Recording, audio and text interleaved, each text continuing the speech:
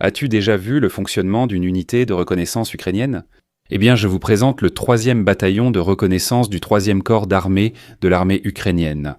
Nous allons regarder une vidéo où ils capturent 7 prisonniers de guerre russes sans subir aucune perte de leur côté. C'est désormais le 3e corps d'armée, fondé au printemps 2025 auparavant, la 3e brigade d'assaut. Et vous les connaissez tous. Le 3e corps d'armée a été formé autour de la 3e brigade d'assaut, l'une des meilleures brigades d'assaut ukrainiennes. Aujourd'hui, nous analysons une vidéo d'une unité très spécifique du 3e bataillon de reconnaissance. Vous pouvez les voir juste ici, et l'unité s'appelle Only Wars Company. Vous avez bien entendu Only Wars. Mission de reconnaissance d'une journée dans la forêt de Kharkiv, leur zone d'opération. Ils couvrent de nombreux kilomètres, des dizaines de kilomètres, de Kharkiv jusqu'à Donetsk. C'est leur zone spécifique. Le 3e corps d'armée couvre plus de zones frontales qu'il ne devrait, compte tenu de ses effectifs, environ 12% de toute la ligne de front. Mais voyons comment l'unité de reconnaissance s'en sort dans cette vidéo. Et c'est une mission complètement folle. Juste avant le lever du soleil, ils ont un véhicule blindé de transport de troupes qui les emmène dans une zone spécifique où des Russes ont été repérés. Ouvrir le feu, sortir du véhicule, prendre position. Il fait sombre, toujours sombre, et ils tirent partout.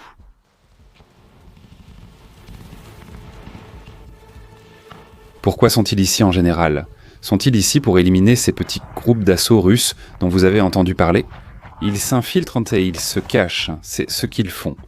Donc cette unité de reconnaissance spécifique du 3e corps d'armée est ici pour éliminer ou capturer ces infiltrés de l'armée russe. Voici la première planque. Utilisez vos lampes torches.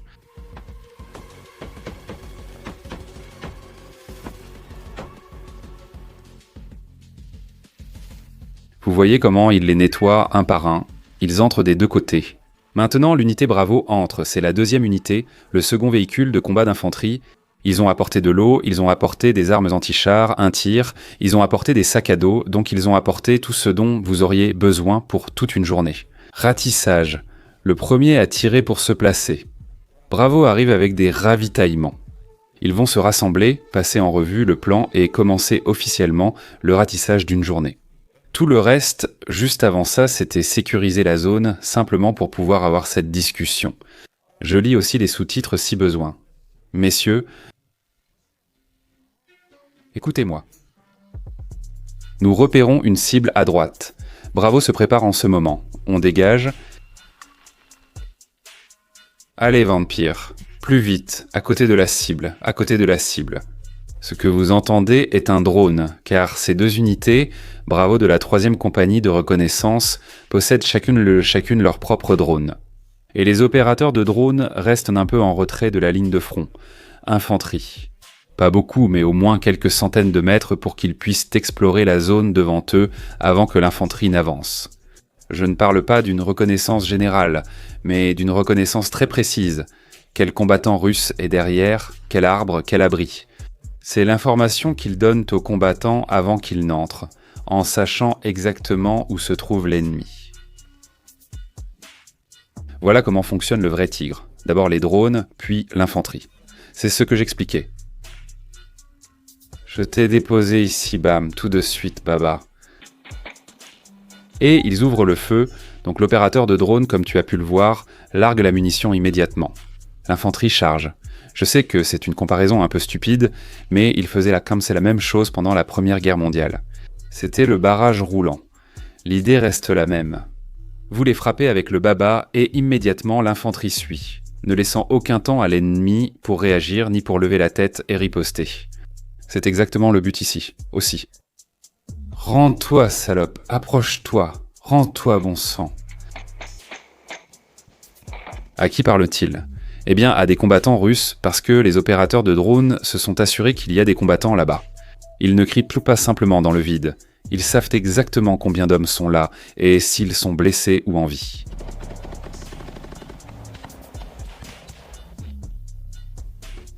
Qui a lancé la grenade? Le Russe. Encore une fois, comment tu comprends la situation? quand ton opérateur de drone a largué la belle Baba, le cadeau. Tu sais que tu tires sur la position et soudain une explosion se produit que tu n'as pas provoquée. Ce sont les Russes qui l'ont provoquée, en lançant une grenade pour montrer qu'ils allaient penser bien, riposter et lancer dans l'un des grenades. Ce que tu dois faire, ce que fait ce combattant. Arrose toute la zone avec tout ce que tu as. Balance beaucoup de grenades, donc tu ne peux vraiment pas. Garde tes grenades, lance-les à gauche et à droite. Chaque ouverture, tout reçoit une grenade, chaque fissure reçoit beaucoup de balles. Il y a quelqu'un là-bas.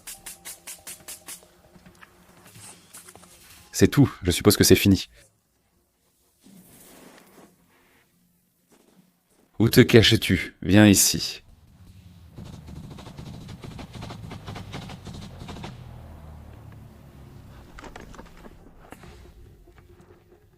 Prudent, contrôlant. Donc tu pourrais penser que j'ai tellement entendu ces commentaires dans mes propres analyses du genre « Oh, l'infanterie n'a plus sa place dans la guerre moderne et il en va de même pour les chars ». Ils ne sont plus utiles. Ces deux affirmations sont fausses. L'infanterie est précisément la reine du champ de bataille. C'est exactement ce qui manque à l'Ukraine en ce moment. La main-d'œuvre, l'infanterie bien entraînée, voilà de l'infanterie bien entraînée, ce que vous voyez ici. En fin de compte, vous pouvez tenter de nettoyer chaque avant-poste avec des drones, mais ce n'est pas toujours possible. Tout d'abord, vous n'avez pas autant de drones, et deuxièmement, ils ne peuvent pas aller partout. Au final, le tout dernier ratissage doit toujours être fait par l'infanterie, et ensuite, tout dépend de quelle infanterie est la meilleure, la plus motivée, la plus disciplinée, la mieux entraînée, la mieux équipée.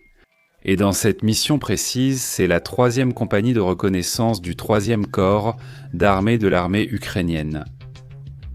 L'infanterie reste indispensable. C'est toujours le roi du champ de bataille.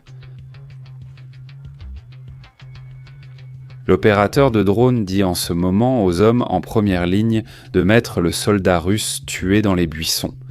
Honnêtement, je ne sais pas pourquoi ils font ça, je suppose que c'est pour respecter leur code. Si c'est à découvert, ce n'est pas vérifié. Dans les buissons, c'est vérifié. Voilà l'idée. C'est juste pour organiser un peu le champ de bataille.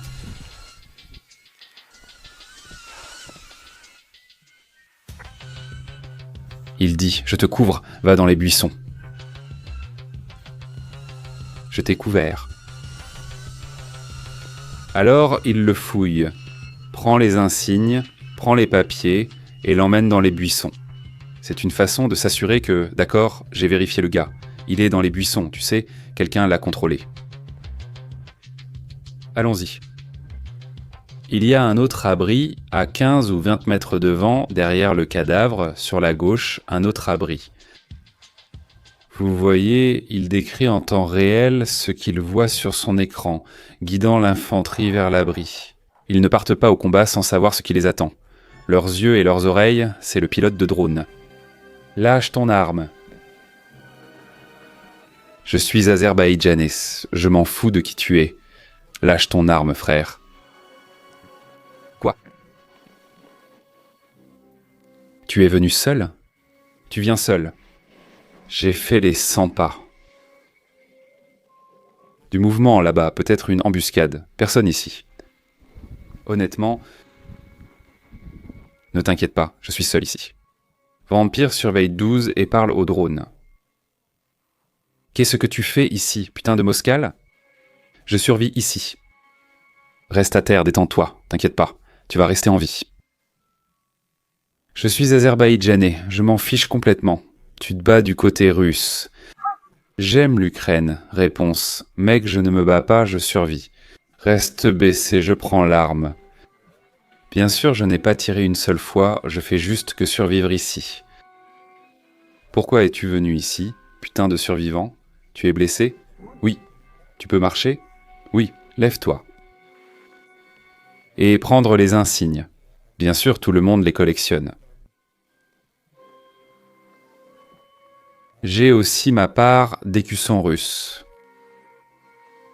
Quel âge as-tu? 50? On commence à avoir des infos.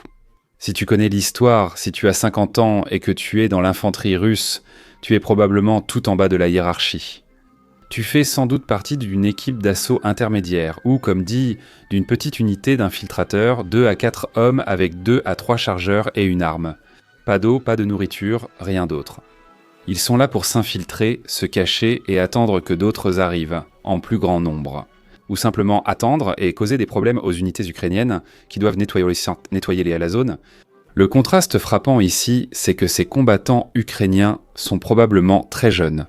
Tout d'abord, on peut l'entendre à leur voix. Deuxièmement, cette unité n'a été créée qu'il y a environ 6 mois.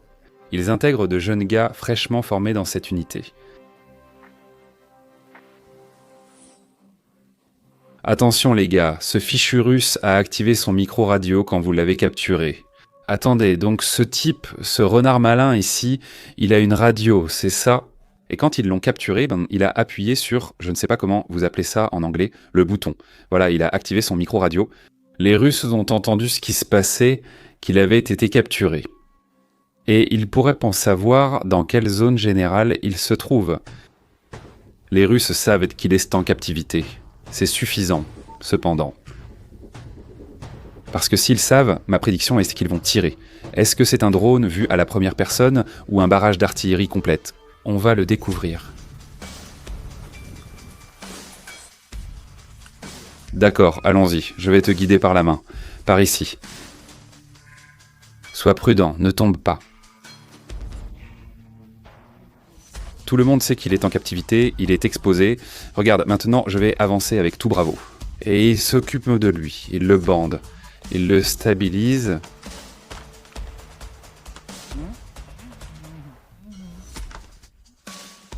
Il se moque de lui, comme... Les gars s'amusent. Les gars ukrainiens s'amusent ici. Vas-y, petit à petit, tout ira bien. Tu peux prendre un bâton. Oui, j'adore à quel point ils sont civilisés. Ils n'ont aucune raison d'être civilisés. Ces jeunes combattants ukrainiens ont perdu amis et famille à cause des bombardements russes sur la ligne de front. Et pourtant, ils restent civilisés, amicaux et solidaires envers ce prisonnier de guerre qui vient d'activer sa radio pour contacter son commandement. Donc le commandement russe sait qu'il a été capturé et probablement en ce moment, il donne des coordonnées, une mission de tir sur cet emplacement. Et pourtant, il reste civilisé. J'aime bien ça. Notre ami a la tête qui tourne. Bois doucement. Il lui donne tort de l'eau, s'occupe de lui, prenez soin de lui. Même si ce type a été envoyé pour occuper le pays.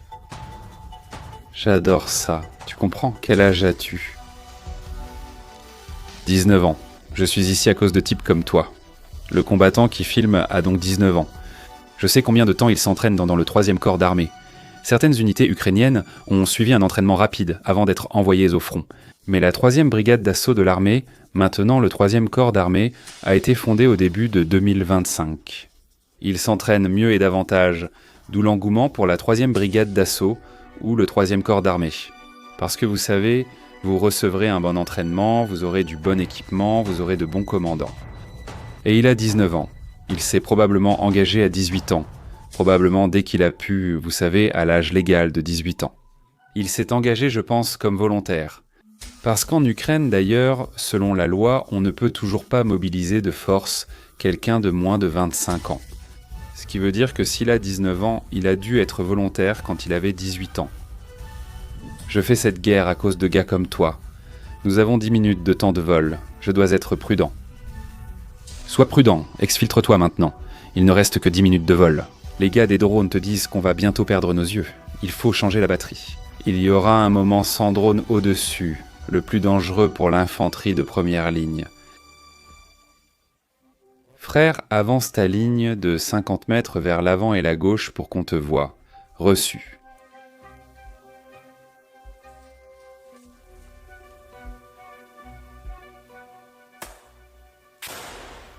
C'était un lance-grenade de 40 mm sous le canon. Ouais, sors, rends-toi, sors.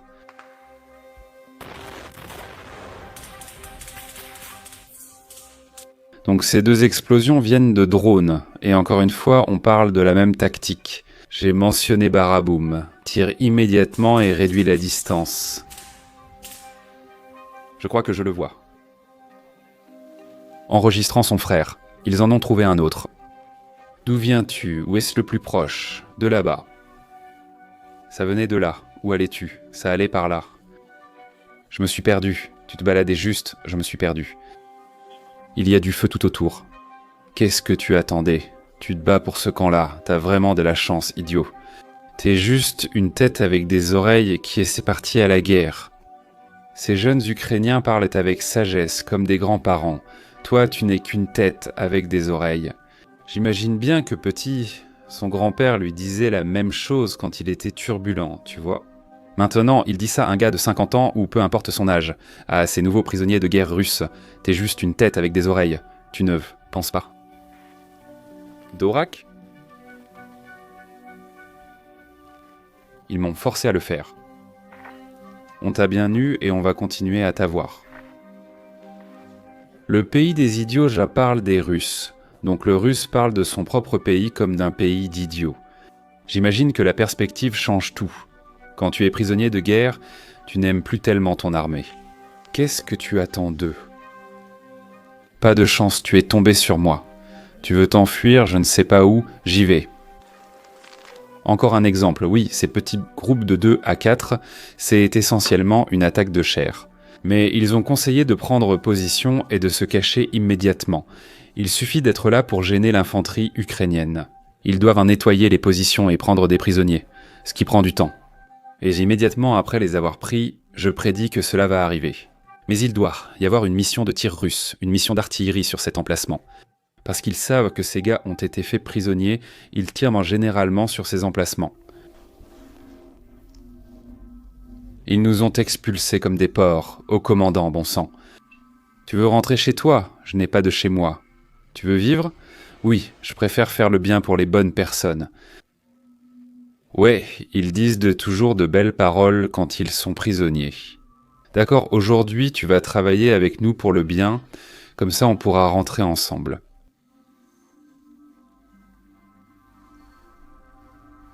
Tu as des cigarettes?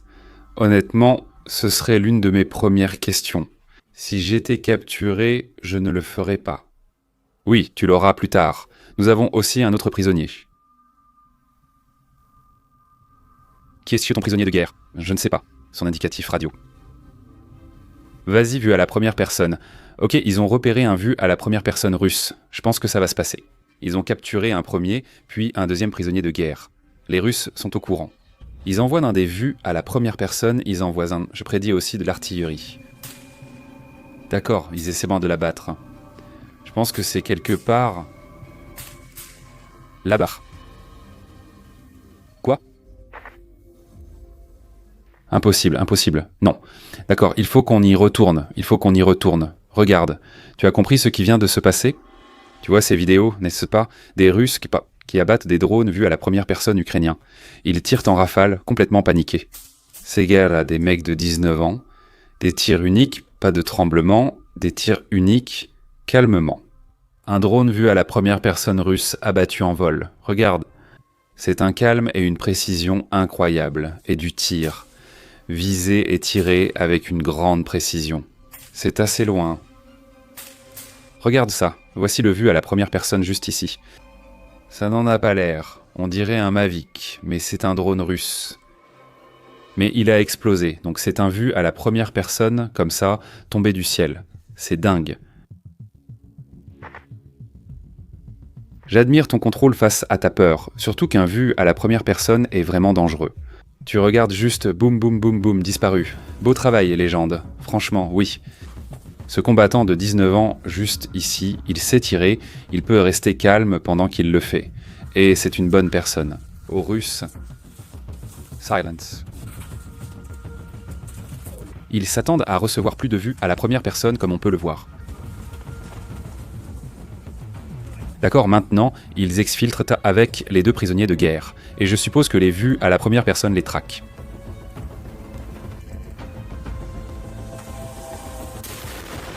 Oui, tu l'entends, tu le vois, c'est à ça que ça ressemble. C'est le deuxième qui a raté sa cible.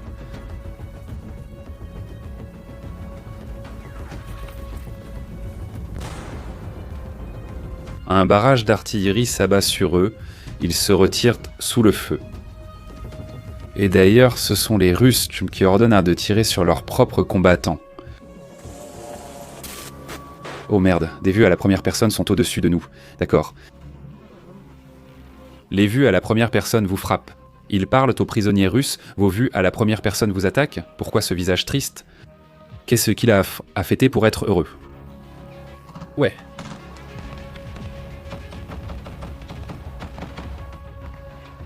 Rends-toi, ils ont trouvé un autre abri pour chiens, ou une cabane, désolé. Et je veux dire, ces grandes montagnes de sable, généralement, oui, tu creuses le sable et tu renforces avec du bois. C'est évidemment une position. Remarquez les arbres tout autour qui sont brûlés et tombés. Cela signifie que c'est, vous savez, des combats font rage ici depuis longtemps. Les deux flancs de la montagne essuyant des tirs, des grenades sont lancées dedans. Si tu combats là-dedans, tu ne peux ni lever la tête, ni riposter.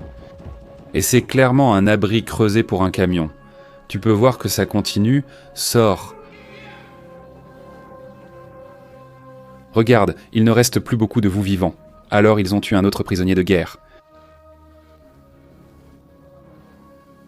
Il y en a 2 cents là-bas, 2 cents missing in action, tu sais. C'est le code.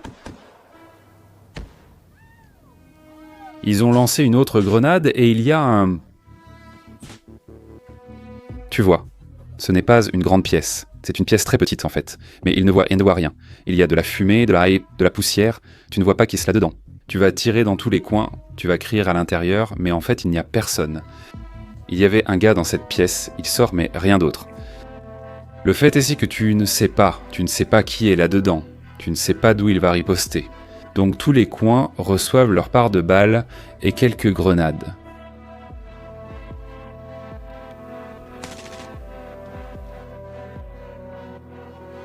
Donc le Russe à l'intérieur vient de laisser tomber ou de jeter son arme vers la porte. Et ce combattant a cru que quelqu'un essayait de tirer, alors il a immédiatement ouvert le feu sur le combattant à côté de lui. C'est clair maintenant. Il a jeté une arme. Attends, montre-moi tes mains. C'est une très mauvaise façon de faire. Il ne faut pas bouger brusquement dans cette situation, mais il l'a fait. Désormais, on voit d'abord les mains sortir, puis tout le gars. Ne tirez pas.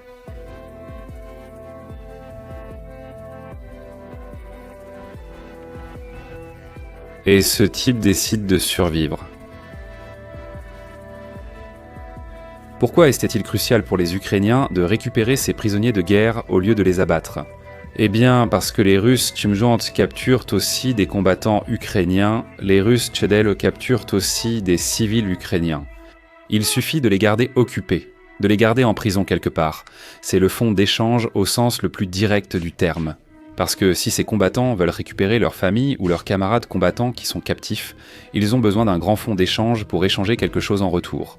Actuellement, la Russie et l'Ukraine discutent d'un échange de jusqu'à 1200 combattants d'ici la fin de l'année. C'est le plus grand échange de combattants. Il n'y a jamais eu un échange de prisonniers de guerre aussi important. Donc ils doivent augmenter le nombre de prisonniers de guerre russes aussi vite que possible pour avoir cet atout de négociation. Ce n'est pas seulement « tirons sur les occupants », mais aussi « je veux que mes amis reviennent encore de captivité russe ». Je dois donc être gentil avec eux. Maintenant, ils arrivent devant un bâtiment industriel à la lisière de la forêt. Et il y a, vous savez, quelques étages au-dessus et un sous-sol. Il y a un sous-sol ici. Alors, le gars entre en courant, lance la grenade, puis recule de quelques pièces. Boum! Et il s'avère qu'il y a un vrai trésor dans le sous-sol.